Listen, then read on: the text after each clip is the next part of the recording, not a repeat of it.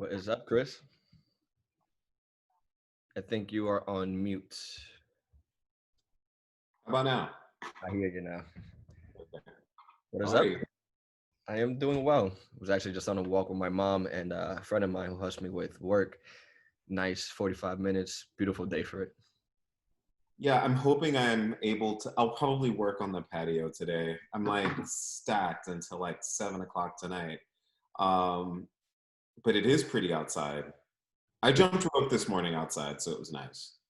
yeah, I know. Like you live up like by the woods, so you have a lot of nature to enjoy.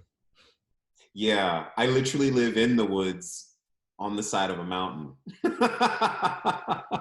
That's goals right there. To be honest, I think I've shared that with you before. That's where I want to move to. Is just like secluded area, woods. Yeah, it helps. It's definitely helped during this time, that's for sure. But I miss traveling. I have to say, like that. I need to travel. But whatever. What can you do? You Travel. look great. Meanwhile, What's up? you look great. Meanwhile, I'm lucky. Thank you. I'm lucky that I have a garage gym. Over the years, I've put a lot of work in getting equipment, either from sweat equity investments, friend helping out, and yeah, I've just been making sure that my mind is right, so that when we do get out of this, I'm just showing up to be the best person I can be, and to have my freedom, which I feel like I'm in that space. It feels good. awesome, Yeah. awesome. I know. I had kettlebells and bands, and then I wasn't about to buy this thing. It's this. It's called the oh shit the swerve. I keep wanting to call it the surge. It's the surge. What is So it's really cool. You can get it at like 40 and 60 pounds, but you fill it with water and you work out. Like it's amazing. It's this thing. It's kind of like a giant barbell. does it And have any give to it? Like, does it, like when you're holding, is it shaking? no. It's totally smooth, like the design technology of it. So I think I'm gonna order one because it doesn't look like gyms are opening anytime soon.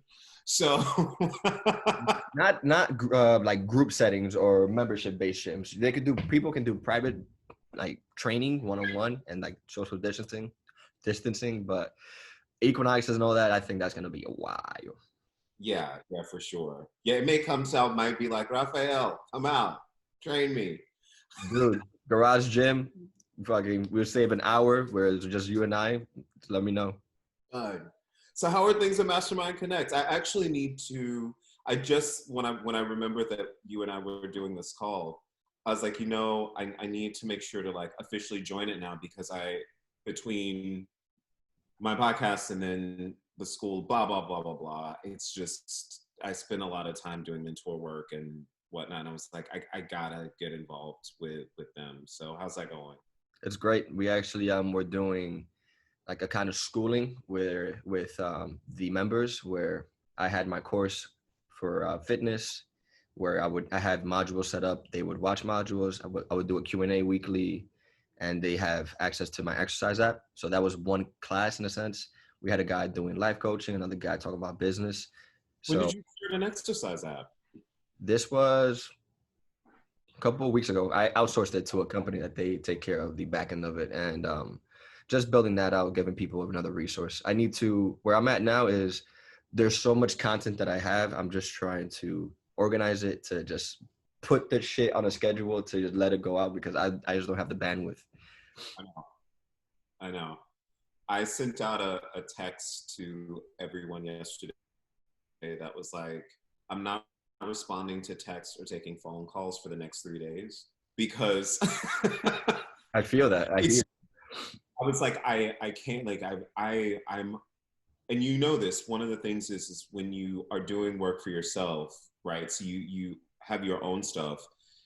You become so in it, like everything is you, right? You're every single person, and so I have that. So my company plus I have the university and then panels, webinars, creating all that kind of stuff, right? So before I know it, like my week goes by like that, and I have the only thing I have for myself is like this hour where I work out, and that's it. And so you just like, people are texting or calling and you're like, I don't want to talk anymore. So, but funny story. What Friday, this past Friday, it was just a long week, and it was time for myself and my friends to work out. And my boy shows up. He has no energy. He's like, "Yo, I'm not even trying to ball. I'm not even trying to work out." Then my friend Marsha, she helps me with work, and I look at him like, "You have fucking sandals. You have sneakers in the car." And right there, she makes a face like, and I'm just like, you know what, guys? Let's call it. I took a drive. I just got the fuck away from everybody. I was like, I'm done. I just need freedom. Yeah, you just need a minute. You need a minute. And also, look, there's a lot happening to us energetically with the planets right now. I mean, we've got 5 planets in retrograde. One that just, Venus is gone direct, so that's good. So there's a lot of like internal things going on for us right now, right? It's forcing you to slow down. Even thinking about like your childhood, past relationships, how do you want to communicate in future relationships? I mean, there's a lot happening on a universal scale that's impacting us. So I think that's kind of the same. If you're in tune to it, you notice it and you feel it, right? For And sure. you need to break away. Hold on a second. Say whatever you were about to say. This one line is. I'll talk about Mastermind Connect. So all in all, it's going well, and I got you with the intro. It's I'll intro you to Mike, the founders, Mike, Manny, and JD. They'll be all great for you to talk to. JD is such an intellectual, amazing human being. You got Manny, who's very like analytical, and he has like that militaristic type of movement, and then Mike is spiritual. He gets it. So I feel like you have great conversation with all of them. I'll put you in a group chat, let them know that you're interested, and just flow. I know it'll be magic. So I'm excited to see how that grows.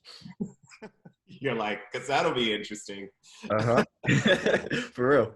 So what's your book? What's going on? Yes. What's the book? So with the book, I'm in the process of doing these interviews where I'm looking to decide sooner rather than later if I want to go down the right route of making a book of quotes from the people I've met in my life that have impact in my life and other people's lives and our leaders, to share gems for the next generation. And also the other side of it is a book where, it's about health and fitness, health and wellness, where people feel like they're having issues and ways to overcome that. So through these interviews, I'm allowed to, one, I'm also just in general putting a platform for you to be able to talk about how you're feeling with all these civil issues, but more so the book will be health and fitness or gems for the next generation. Got you. Very cool. And with what you said, talking about the planets and how we're all affected individually as well as a collective, how are you personally maneuvering through the changes happening in the planet, the changes happening in this physical realm with the nations and civil rights? Yeah, I think it's it's a big question because I think I've gone through so many different stages, right? Since it first started. I have to break it out into the work side of me has never been busier, right? And I guess to start it out would really say, whenever there's a crisis brings opportunity. And so I was very fortunate to be in a spot where I was able to see, okay, what's the opportunity for this? First of all, with my students, how do we pivot the learning outcomes to online, which then brought about me producing and creating and hosting a podcast where they get to listen to experts from all different types of backgrounds and giving them access to this because they no longer have that access, right? Because they're not in play. They're confined, but so that they felt connected.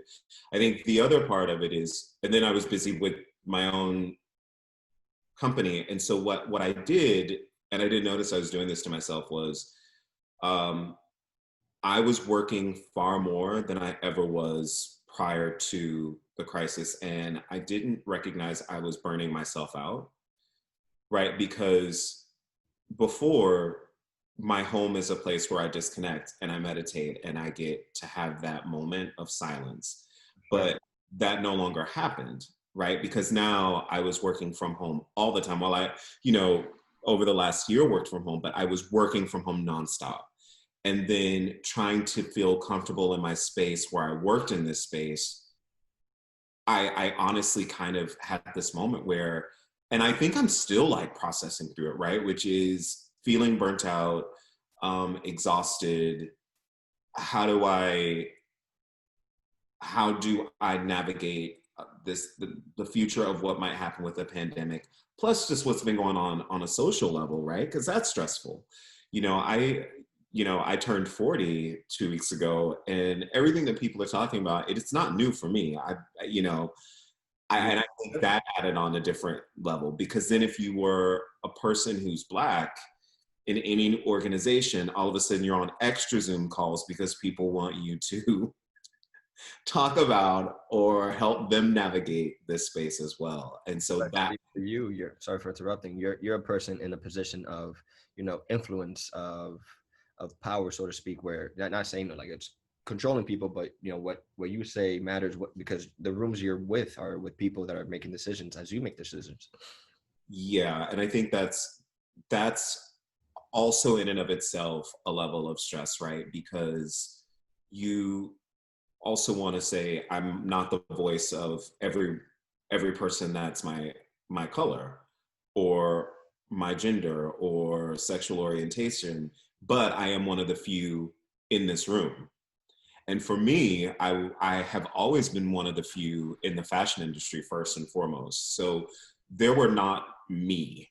That this would, like, I didn't have that mentor that was, Black and an executive in fashion. That just didn't exist. And so you talk about navigating that space, and then you navigate that same space in education. And so, yeah, to your point, when you are that voice who's sitting at the table, you have to be very precise in what you say, and very precise in what you want the outcomes to be from what you say, right? Mhm. And I think that brings on, because it's funny how you have to navigate the truth, right? So that it is palpable for people, so that they digest it, but that they're able to digest it and actionable results come from it. And I think the biggest part of the conversation, which is stressful about it, is, and what I've said is, most Black people, when we're engaging, or people of color engaging with those who are white, in the back of our mind, we do have it in our head that they might be racist, but it is their level of professionalism that helps us determine or decide to sway towards how racist they might be. So a lot of it could be navigated without them. If they behaved in a professional manner consistently, then the topic of racism all of a sudden isn't as important, because if you're a professional person, you don't open those doors for racism to exist in a professional atmosphere. Does that make sense? 100%, where the relationship stays in a specific like a specific in a specific manner where it doesn't stray from it. There's boundaries, and that's where it could get tricky. I believe the way the world's working, business is now becoming more about relationships. We're focusing on how that grows. So ultimately, as we start to just kind of give and take with the relationships, you're going to start to see what people's true what they truly feel about certain situations when they maybe let something out under their breath because they feel comfortable. Is that sort of where you were getting to? Yeah, I think we have to. It's really just. I think the bigger issue is we've always looked at racism, I think, the wrong way. There's a lot of things I have to say about that, which is, Go for it. uh, if we talk about racism, when we define it, we typically define it from the role of the aggressor, right? If we look at the definition of racism, but and which causes us to always think that racism is a social issue. If we really look at it, systematic racism has always been designed to oppress a group of people from an economic perspective. And the bigger issue as to why movement hasn't happened on this is because everyone thinks it's about something that's social and community, which it is, but it's really an economical thing. And when people start to realize the actual cost of racism, when it comes to social programs, when it comes to developing businesses in a corporate atmosphere when it comes to, you know, all the things of how you make money. And you look at the cost that racism does to that, the conversation changes. Because one thing people care about more than someone else is money. And And make sure the they got enough. what? Make sure that they got enough to be good and have that nut. Exactly. So when you look at demographics and you go, okay, well, 51%, 52% of Black adults are more inclined to spend money with a brand that cares about the same social issues as they do. That's a big deal. Because you go, all right, well, that same population is the population that every brand is always trying to target when they're like, how do we build community and be more authentic? But yet you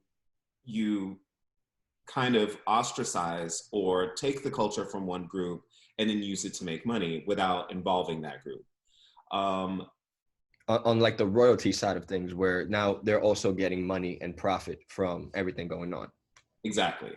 So I think it's one of those things when you just look at just if you were to if any business really did market reporting the way they should and looked at demographics, they would have seen long ago the power of the Black community.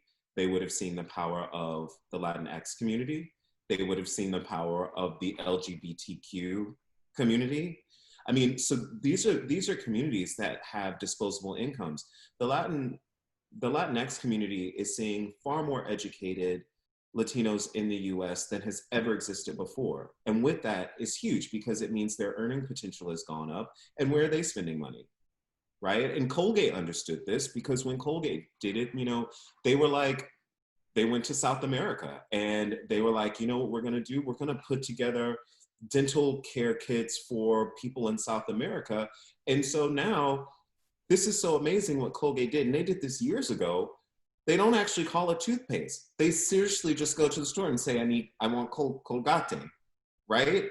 Because they went into the community first and they understood that community and they understood that by giving people help, by understanding what it was this community needed, it made them healthier, it made them far more consumer aware, and guess what? It got their market share.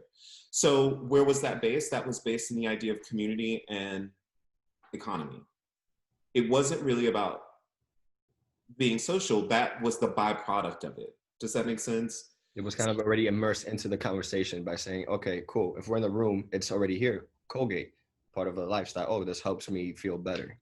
Right. And so we in the US think of it in such a twisted way most of the time where we're like, oh, we think things are a zero sum total, which is, you know, oh my gosh, if we allow this group of people to have this, then we won't have anything. But it makes more sense for more people to be able to make money so that we all make money.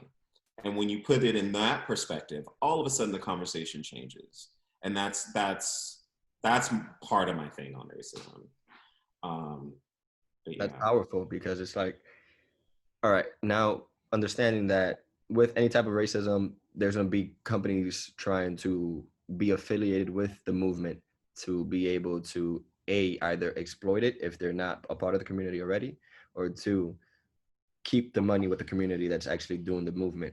So now that poses a question for me in the sense of there's nobody's duty, but you know, who should be stepping up in these communities to continue to raise this, to be talked about and to be spread around the communities that are actually coming together. There's clarity as to why. The only thing I'm not seeing, which is what you mentioned, because when you're in these groups in general, now you said you have to give proper action steps. I still think that with the action steps to move forward is still kind of foggy. I think there needs to be something that has to do with being able to say, all right, cool. Now we're going to start to put our money into these businesses and try to create this Black Wall Street again. Yeah, I mean, and those things absolutely have to occur, but we have to look all the way down. Like we have to start in every single sector, in every industry. So even from education, what does education look like? And this is really the biggest actionable step is to start with, and I know people are upset about this, but defunding the police. You know, the idea that people think that it means to dismantle police is crazy. It, Stupid, to be it's honest. right. And there was never, I think the thing that kills me and what's so very telling about the US is nobody made this big of a deal when it was about defunding educational programs. Nobody made this big of a deal when it was about defunding social programs that helped communities. There was like no, there wasn't near as a big deal or pushback about this. People let those programs become defunded and didn't care. And so that right there is a huge portion of it. If you make sure that there's money going into the neighborhoods appropriately, equitably, Mm. then everything ends up, it all happens because once children are able to have that process go, then what happens as they become adults? They they're no longer lost Einsteins, right? They And understand the talk. They're in the lingo. They're a part of the show, and that's what needs to happen because luckily for me, I was blessed to go to Equinox where I was just talking to a lot of people. My MBA was going through my process with one of my clients who became a mentor. Without it, I would have still, I don't know where I'd be today.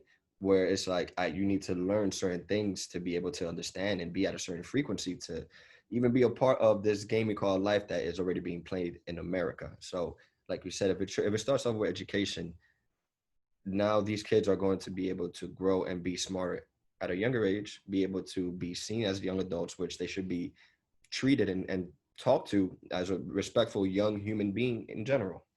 yeah, and I think you said something that's important, which was you said you had an MBA and then you had a mentor, and then you probably wouldn't be where you are in that moment. Well, because you went through that process of going, all right, let me find or let me keep my mind open enough that even though I got an MBA, that I want to be open to learning from someone else. That's the correct. No MBA. My MBA was like the streets of just. Oh. That was my MBA. It was more so like just a guerrilla MBA. Which is then even more important because one of the if anybody ever asked me why my career became about the way it did, is because no matter what role I was in, I always knew I wanted to learn more. There was an inquisitive nature about understanding that I only knew to the level of which I knew, right? Yeah. And I fortunately was able to seek out people, and because of my work ethic, people were like, I want to hear what he has to say, and I'm willing to invest in it, right? And we have to be able to start doing this for all, like, and I don't mean just black, brown, I mean for a socioeconomic situation, right? Is people who are at a certain level. If you're at a dinner party and you look around and everyone has the same background as you, then it's your responsibility at that point to be like, you know what? I need to diversify this. I need to start applying myself to other areas. It's truly, that's why Maslow's hierarchy of needs exists, right? So you had somebody who's a mentor who was willing to do that, just like I've had those same people. And now I'm in that spot to go, now I'm doing that, and you're doing that now. And so I think that's another part of it. So you go education, and then you go on the other end, people who've made it through the curve. What are they doing with that? And it's like what you mentioned, the exposure to the rooms, right? Because now with me, let's say I blessed to have the exposure, talk to people, connected. Now I'd be, if we're looking at the sense of doing our job for our species, I'd be selfish to not be going into new rooms to see what can I provide. Like, here are my tools, here are my resources. How can I pass this down? Because that's also requires work, and it requires that exposure of how to mentor, how I was mentored, to then be to say, all right, I need to go to different rooms and show up. And that, I feel like that also adds to the whole thing where, you know, exposure is everything. If we have a couple kids, especially growing up from a hood, like I went to school in the Heights before I moved to Jersey, all of this shit was new to me, especially moving to suburbs. That's one whole thing I had to learn. Going to college, another thing I had to learn. Then going into the business world, learning. And like you said, especially in education, if kids aren't being exposed or have opportunities to see this, they won't even know it's true because of what you said, where it's like you knew what you knew and you knew that there was more to learn. Right. And it's going to be really, you know, I had a conversation with someone who actually is, you know, if I were to ever say someone is a second mom, her name is Cheryl Stallworth, and she was actually CEO of North America's, actually of all the Americas, for one of the biggest marketing firms in the world. And she is a Black woman. She has locks. She is around my mom's age. And I remember when I first met her, I was like, this woman right here is amazing. And she forced me to think about things in a different way. But anyways, the thing about Cheryl, which I find so interesting and that she and I talked about, is when she was growing up, there was this time where right after civil rights, there was a movement towards the appreciation of the Black experience and trying to create a better system. So you look at the 70s and you kind of look at the 80s, and you can even see it in education at the time, because you had tons of white people that were doing things like Black studies, and it wasn't an elective. Black studies now is an elective in school, right? And that was not the case before. And so she and I talked about it, and I go, you know, something happened, and I've wanted to research this. In the 80s to the 90s, this breakdown occurred. Correct. And I don't know if it was just that, but I think there was a breakdown that occurred within the Black community relative to assimilation, right? So sometimes I think, and I know because I was born in 1980, my brother was born in 1974. The way my brother identified with being Black is totally different than how I identify with being Black, to the point where it's so funny because if I go back and think about my time growing up, I did a really good job of assimilating, right? I assimilated to the point where I don't know that I really truly rediscovered my Blackness until I was in my late 20s, early 30s. And I felt that to navigate the space, I needed to assimilate more and definitely become more colonialized, right, in my approach. And was that a detriment to the Black experience? And did other kids born in the 80s who came from a Black or person of color background have that experience? And so when you talk to Cheryl and how she regards her Blackness and how it's just totally different than I think it was for me growing up, and even my brother. It's interesting. It makes sense because you grow up in different times. That's going to give you different experiences, which will ultimately give you wisdom from a different perspective. You know, where you and your brother, same blood, 70s and 80s. He had to see certain things that formulated his opinion on how to assimilate and what that meant to, you know, stay who he was. And for you, you're like, all right, cool. You stay true to yourself while still understanding, all right, I need to realize that the game field that's in front of me, I need to learn. Let me go in for it with this lens. Yeah, I think, you know, what I envy my brother with is Brian was very much, this is who I am. Like, he had his LL Cool J poster on the wall, you know, because of him, I heard Eric B. and Rakim and listened to that. And for me, it was great because now when I talk about street culture, I understand what street culture came from when we talk about it in the fashion industry and have to educate. Don't mind me, I got to go to the charger, so I'm going mobile right now.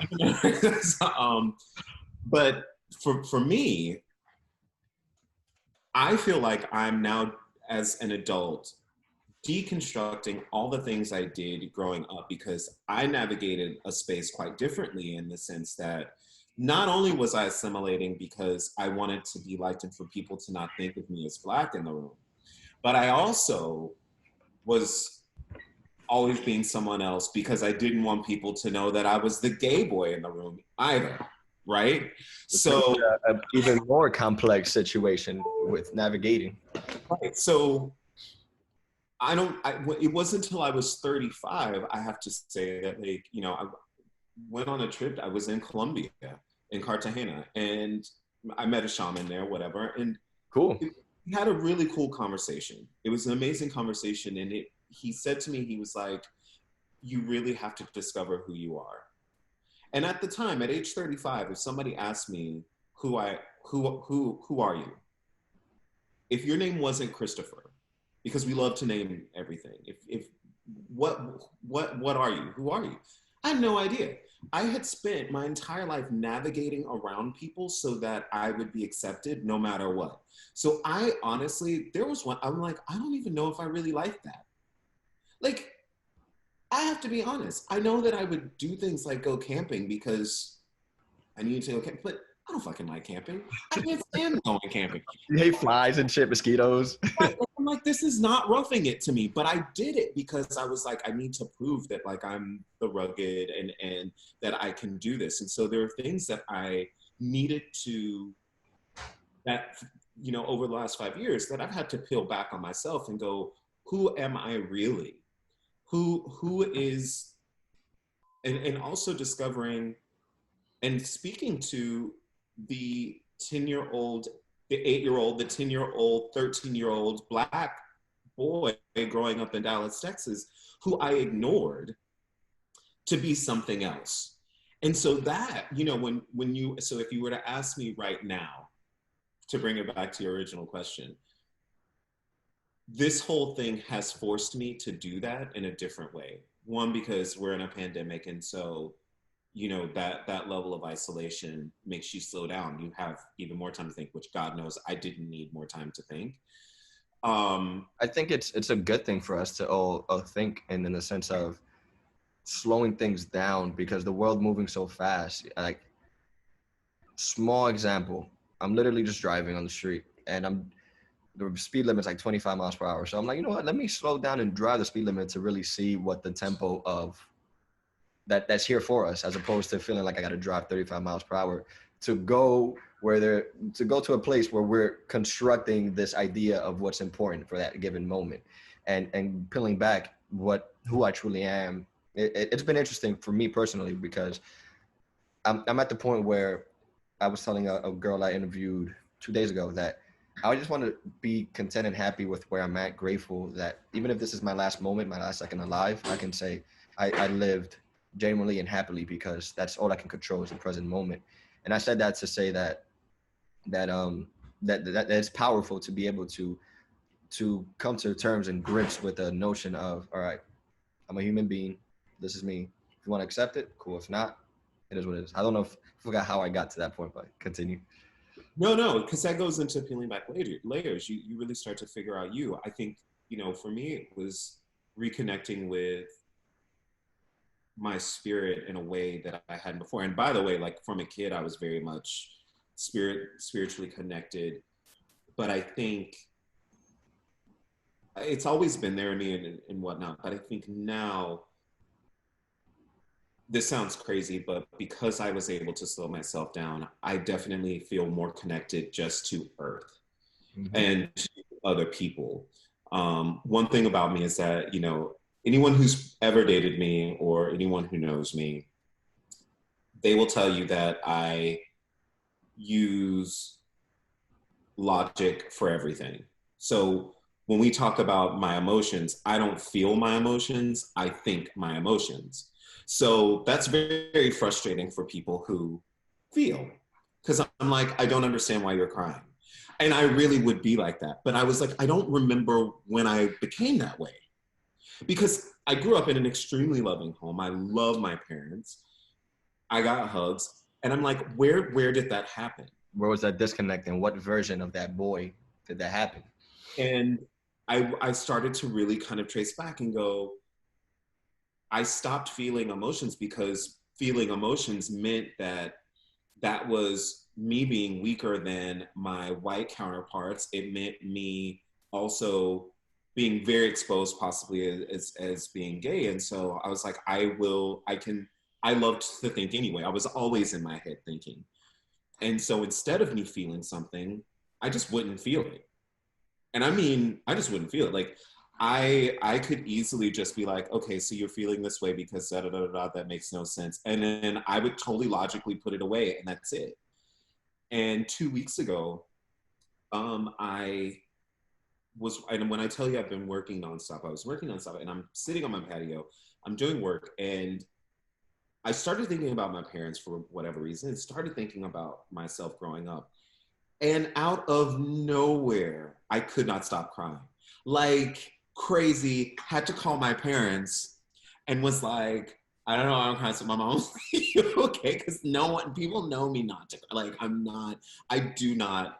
And when I tell you, it was just because I was like, there were so many things I was feeling because I was thinking about what's happening in our world relative to the pandemic, right? And then I was and thinking about how, you know, when the numbers came out and they were talking about how the numbers are really high amongst, you know, the Black and Latino population, and I was like, right, but you don't mention that they're also the essential workers, right? They're in the roles of doing those jobs that are customer facing, they're in hospitals, they're doing those roles, and then, you know, thinking about things that happened with the deaths of even more Black people, and it became so overwhelming to me because it was almost as if I could just feel the sense of just the earth itself.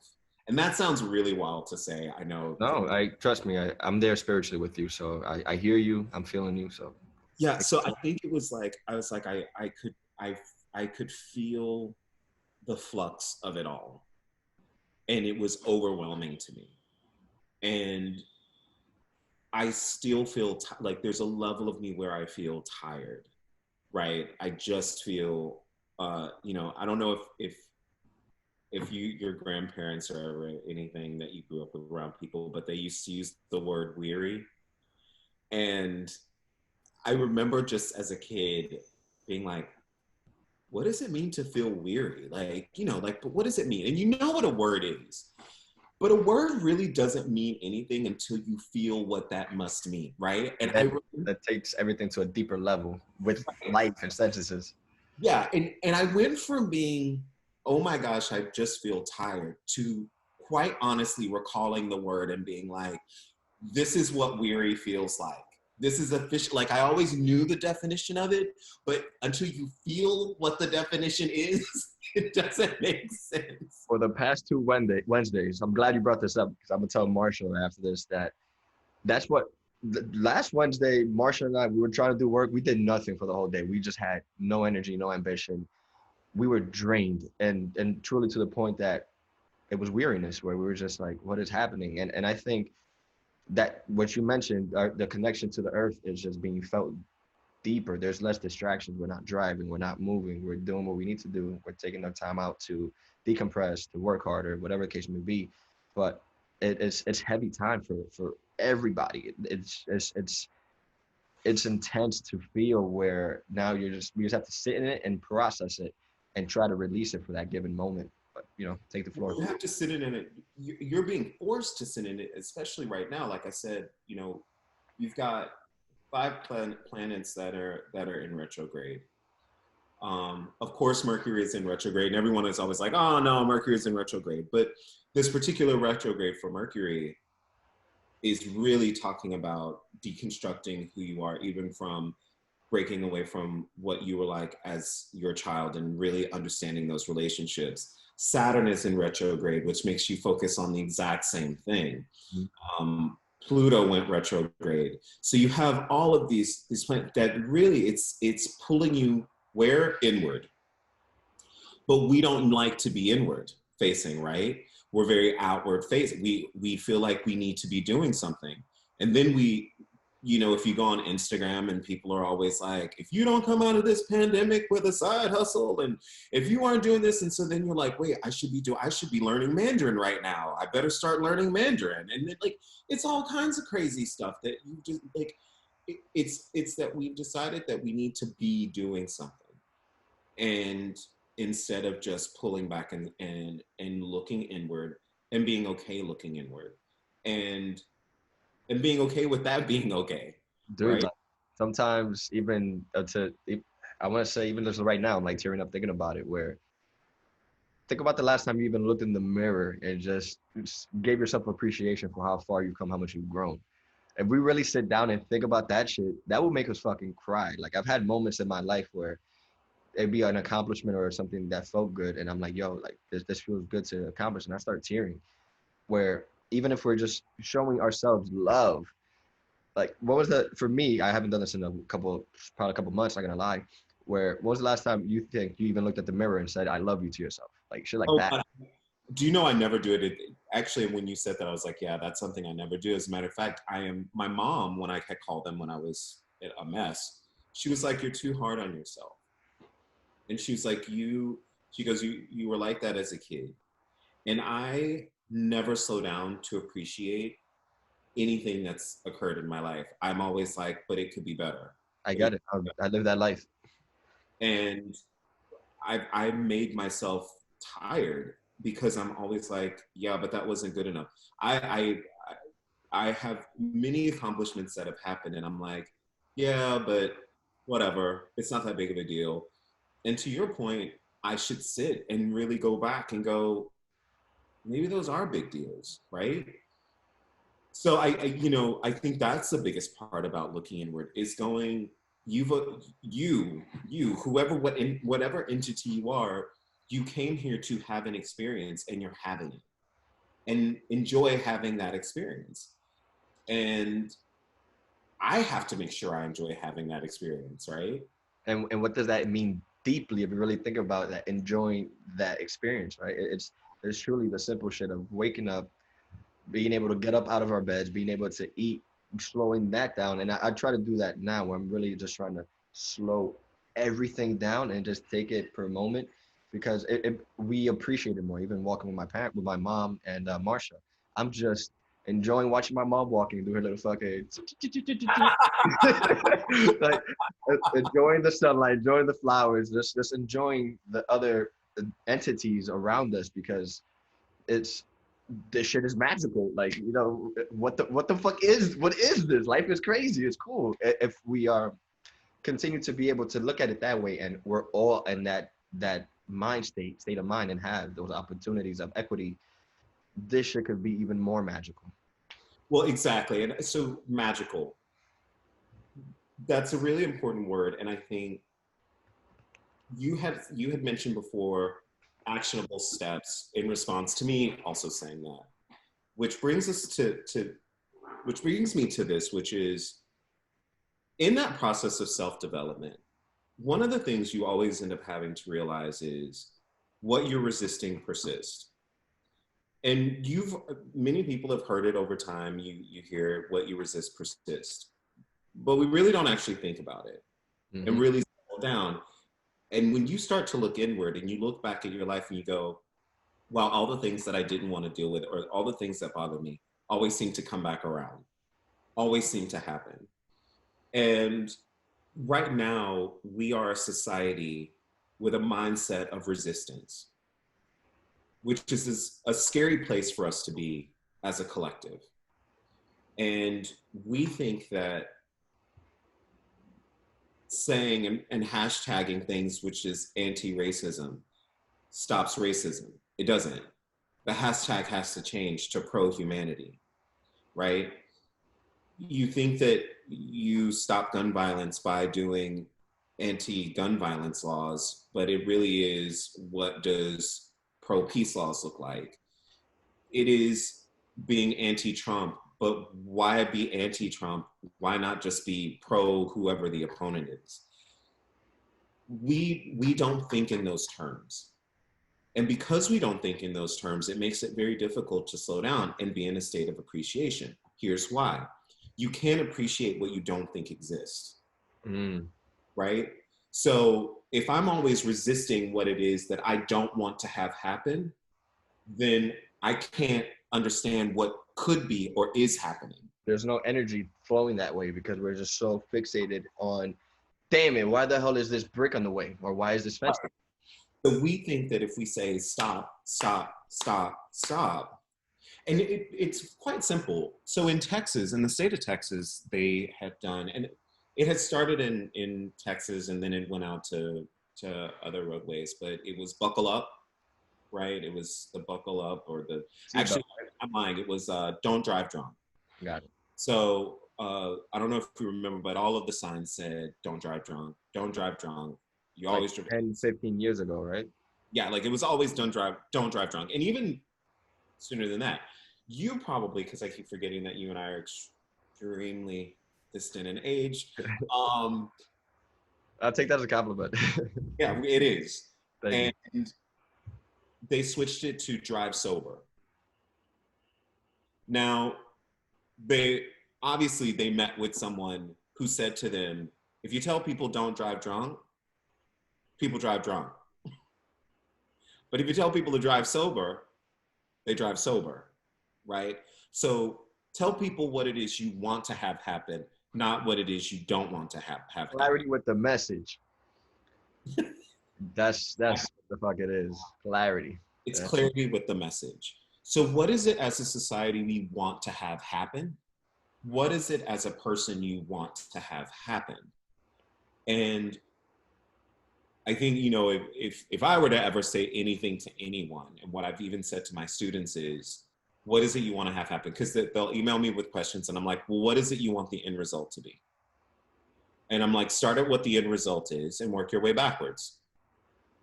Because everyone emails me. I have 38 students in a master's program. I have, you know, it's like, people always will email me and ask me, tell me what it is they don't want to have happen and what my advice is. And I'm like, I don't know what to do with that, right?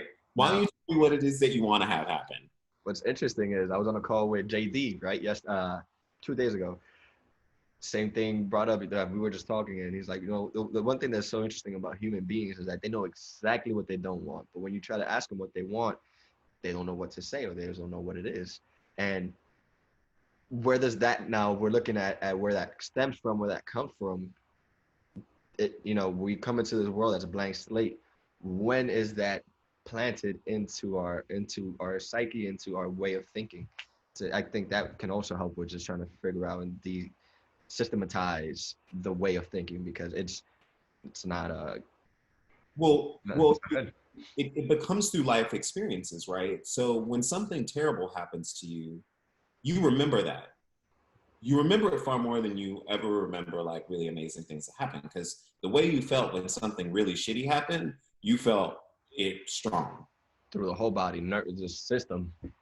So the brain holds on to that because the ego of you is like, make sure you don't let that happen again.